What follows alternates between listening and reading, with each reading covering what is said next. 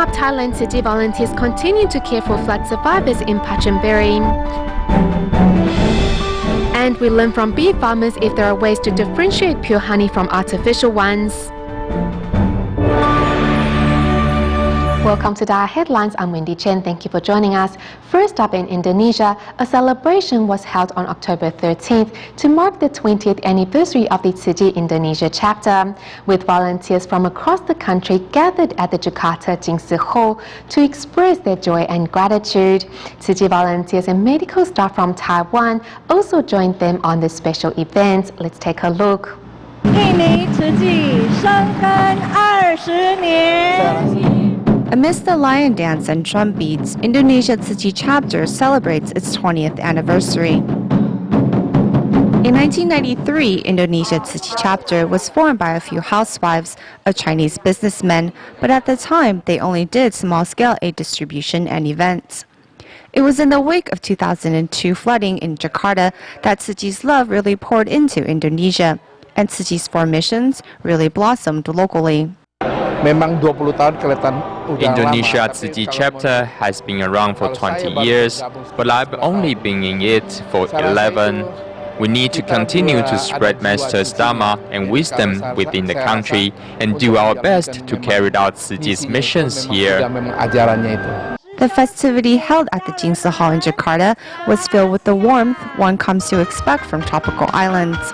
Even volunteers from the faraway island of Biak joined in the festivities, bringing their local traditional dance.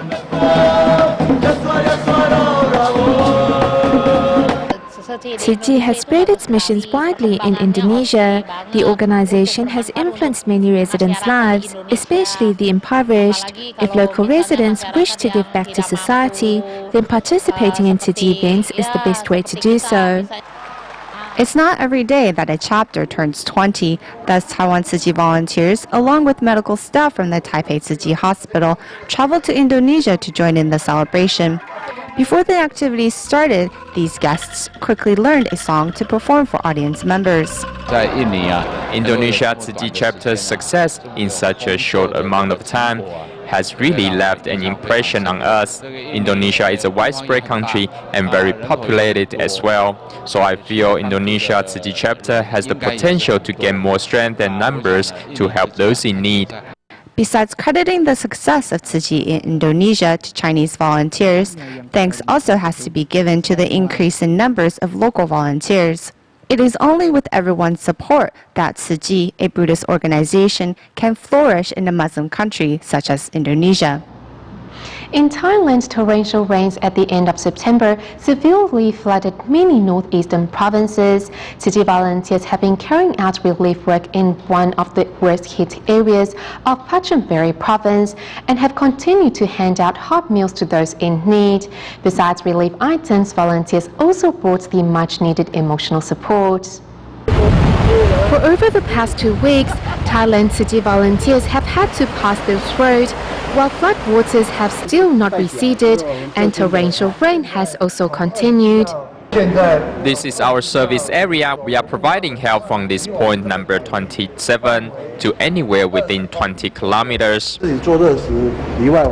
Besides cooking hot meals, we also provide some stations with rice because we are not able to cook so much food. To date, there are some 100,000 residents in Pachonburi province affected by the flood. The head of the 8th village told volunteers that beneath the water is their harvest for the year. Though volunteers delivered hot meals, some are worried where their next meal will be after the water subsides. We have received more help than previous years from many organizations. We are truly grateful. The relief items poured in, the 15 families living in a nearby temporary shelter are concerned for their future. While one grandma just wants to go home on a boat, another mother is worried that she cannot buy milk powder for her child. We can go out. The roads are all flooded and covered in water. We will try to supply what is most needed. We might go to the market and buy some items first. Delivering hot meals and words of encouragement, Tsuji volunteers vowed to accompany residents on the path to recovery. Staying in Thailand but moving to Ayutthaya province, the low-lying communities in Ban Pha-in are still submerged underwater a month after the rain. To help, Bangkok city volunteers arrived to conduct a disaster survey and visited their care recipients as well. Every monsoon season brings flooding to the Chai Phraya River and inundating the low-lying regions of Ban Pha-in. Even a month after the heavy rains, the waters have yet to recede here, making travel inconvenient and boats essential. To get to the market, I have to first wade through water and then take a car and then a boat. It is not easy. As this region floods often, houses here are built off the ground, but in some years, even this extra height is not enough. It is tough. Last year and this year, we both got flooded. By boat, city volunteers visit the care recipients one by one, as they first did 3 years ago. The waters are really too high. In some of the houses, the only thing not covered are the roofs. Although conditions have improved somewhat, volunteers still do their best to bring comfort where they can. We just have to be tolerant. The floods of 2011 reached up to here. Although the situation looks bleak, some manage to remain optimistic, like 89-year-old grandfather Ong. Living here for 60 years, he realizes the value of the care volunteers bring. The height of this year's flood waters I can handle. If the waters keep rising, I would be worried. With an Islamic prayer, Senior Ong blesses the volunteers and also prays for the safety of all those facing the floods. Some 6 decades ago, a group of Italian missionaries from the Order of St. Camillus first set foot in Taiwan, where they settled in Yilan and began providing medical services to those in need.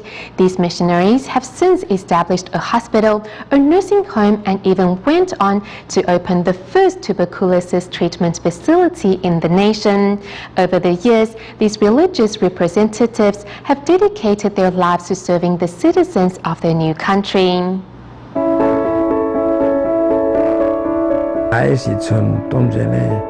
When we first arrived in Taiwan, it was like another world. There was no development.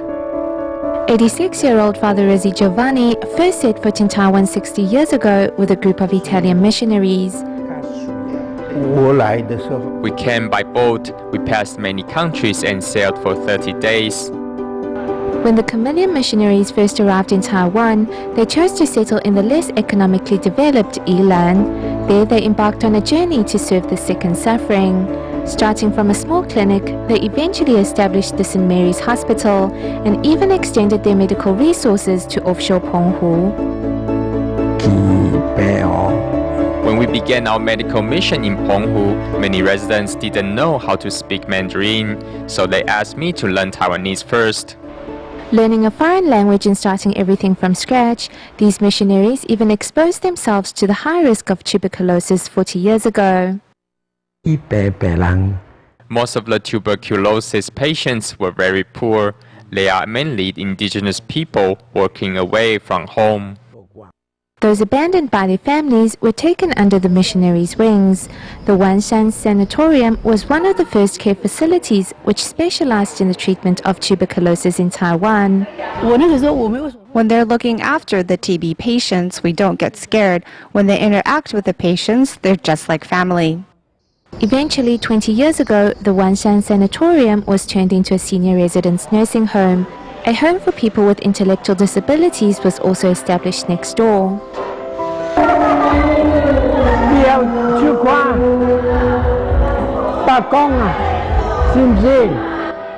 The closeness in their interactions comes from a deep and special bond they share. The Camillian missionaries care the most for those forgotten by society. When we interact with our seniors and the children, although they are unable to express themselves, they know there are people who cared about them.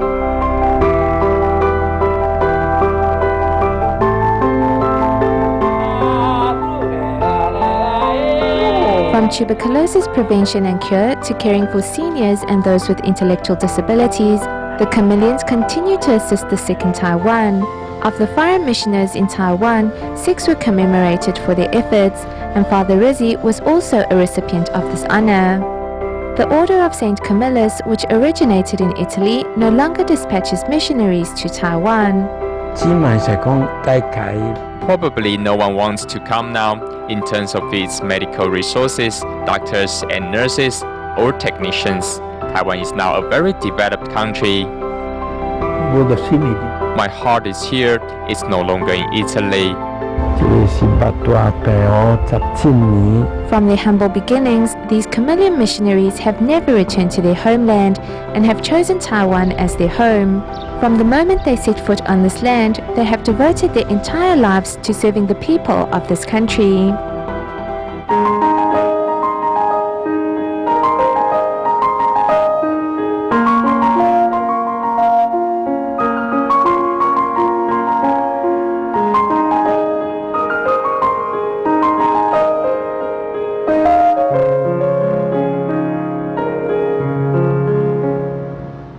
Do you know how to distinguish artificial honey from pure honey? According to research, 50% of the honey in the market is artificial and is mixed with fruit sugars, artificial flavor, and food coloring. In our next report, we will see if there's a way to distinguish artificial and pure honey and look at the hard work behind raising honeybees. It is hard to raise honeybees because you have to take care of them every single day. Walking into this bush, we see 200 bee boxes set up by beekeeper Chen Guanghua. Although autumn is not the season for bees to gather nectar, it is a time when wasps are very active. It is really dangerous if you get stung by a wasp. It will kill you if you get stung like this more than twice because it is poisonous. According to Chen Guanghua, wasps like to attack and eat honeybees. Therefore, without attentive care, the beehives will be destroyed. I always catch it when it is flying. Look,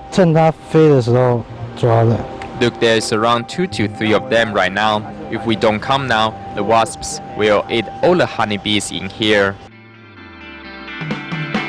In every box, there are approximately 30,000 bees working inside the beehives. Look at this shiny part. Remember you said that you saw the bees spitting something in and out. They are actually making honey. We call this the honeycomb, which is made of wax cells, and the liquid inside is honey. If you squeeze it a bit, you can see honey. This is honey, and it is very thick. You see, it doesn't even drip.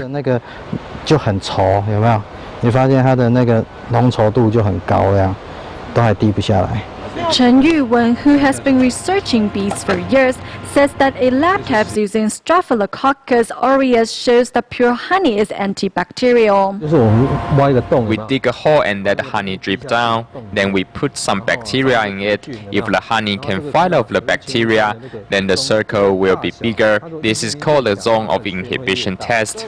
However, in reality, the honey produced around the world is decreasing dramatically. For example, this year the amount of honey produced in Taiwan was about 2/3 the normal amount. We can find artificial honey not just in Taiwan, but around the world. It is estimated that nearly 50% of the honey in stores are artificial honey. To produce 500 grams of honey, a bee has to collect nectar from 2 million flowers. However, the same flavor and smell can be achieved by mixing artificial flavor and food coloring.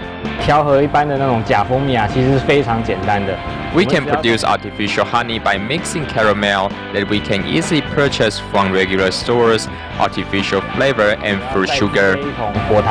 On the right-hand side is a test tube filled with artificial honey. The middle one is honey with 60% of fruit sugar, and on the left-hand side is pure honey.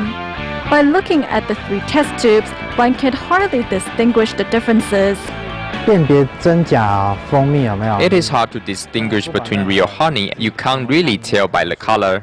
How to make sure you purchase pure honey? Beekeepers suggest that consumers must look clearly at the product and manufacturing information. It is not illegal to sell artificial honey. There are many other daily items that are not pure either. For example, in a bottle of olive oil, there might only be a little amount of real olive oil, and the rest will probably be soybean oil. When we are constantly striving for delicious, cheap, and convenient food, we have increased the possibility of consuming artificial ingredients. Is it worth risking our health to satisfy our appetite? This is a question that everyone should reconsider. Over the past weekend, the first award ceremonies for this year's NuTrue Scholarship Program were held respectively in Taichung, Zhanghua, and Nantou. Next, we meet one of this year's recipients, Ling Tingwei, who is a student from the Department of Dance at the National Taiwan University of Physical Education and Sport. Though Ling is diagnosed with Tourette syndrome, a rare disease which causes involuntary muscle contraction, he nevertheless overcomes his physical condition to be an outstanding student at school and a filial son at home. Ling Tingwei's body spasmed involuntarily at all times, whether using the computer or doing his schoolwork. I went to Tzu Chi Hospital and the doctors told me that I have Tourette syndrome. It makes me act different from ordinary people, and I'm afraid of what others will think. There was a movie from the 80s about a boy with Tourette syndrome who wanted to become a teacher. After watching the movie, Ling was inspired to become a dance teacher. Currently, Ling Tingwei is a third-year dance student and spends most of his time practicing. As soon as I stop dancing, I start to spasm. I realized that when I'm focused on dancing, I don't spasm.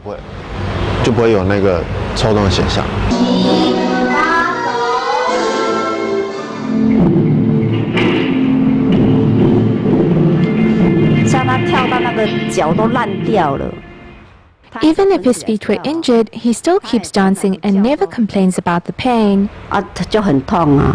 Although his feet are injured and covered in calluses, Ling Tingwei stays smiling. When he heard that his adopted mother had breast cancer, he couldn't help but cry. He's always worried that I might die.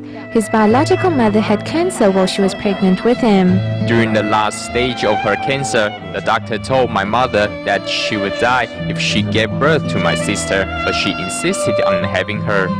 When my mother died, I thought she was sleeping and kept trying to wake her up. Not long after Ling Tingwei's birth mother passed away, his father left the family because he was in debt. While Ling is glad for his happy new life, he's worried that cancer will also take away his adopted mother. He was suddenly unable to breathe and his heart was pounding. He thought that everyone with cancer will die. Chemotherapy was really difficult for her. Most of her hair fell out. I'm trying to lighten her load by helping out with household chores.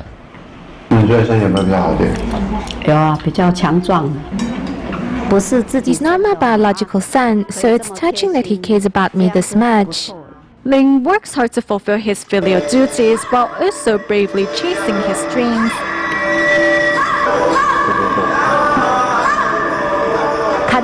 When I saw my son performing on stage, I kept weeping, not because I was sad, but because I was so happy. Today we are sending you a NuTrue Scholarship invitation letter. At first, we didn't know each other, but Tzu Chi has helped me so much. They've made it possible for me to do what I love. I'm so happy. Mom, thank you for everything. I'll take care of you and bring you happiness for a lifetime. I feel really happy. Being happy is simple as long as family members care for each other. In Malaysia, Tzu Chi Sign Language musicals of various Buddhist classics have changed the hearts and lives of countless individuals for the better. Liang Kao-jing in Penang is one example, as he quit gambling after being inspired by Tzu Chi's philosophy. Also in Johor Bahru, Xie Tian-song's family of 5 are all devoted on-stage volunteers who have gained spiritual fulfillment through each practice and performance. For Xie Tian-song, his son and wife are the best Tzu Chi partners.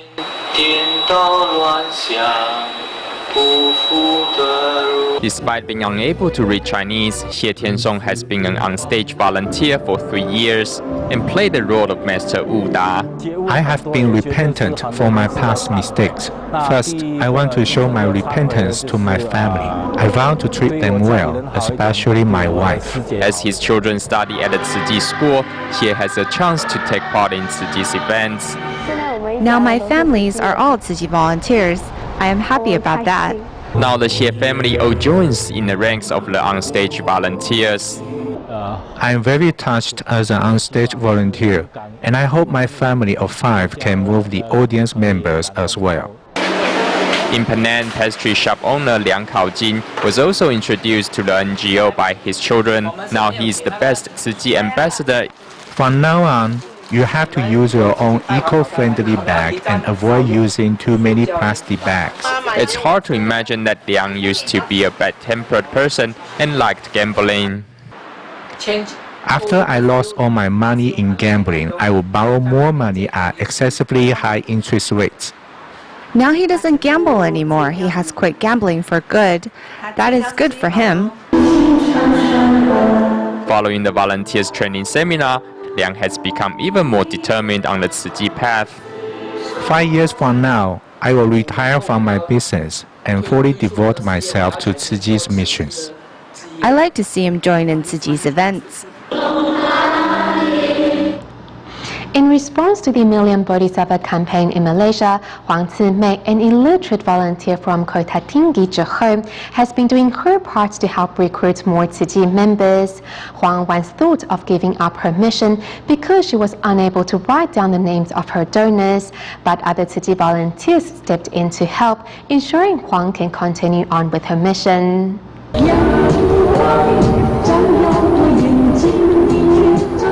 Every morning, Huang Zimei goes to the park to do her morning workout, not only for health benefits, but for the activity after her exercise routine.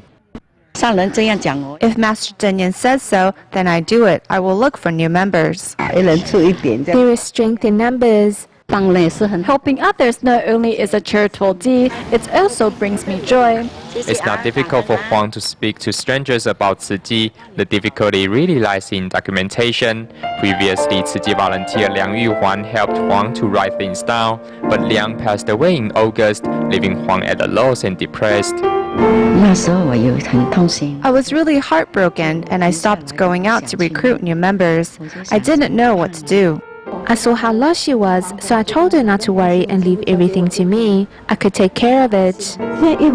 Even though Sister Yu Huan is not here anymore, there are still plenty of other Tzu Chi volunteers. We will not only continue to do our part, but we will pick up where Yu Huan left off.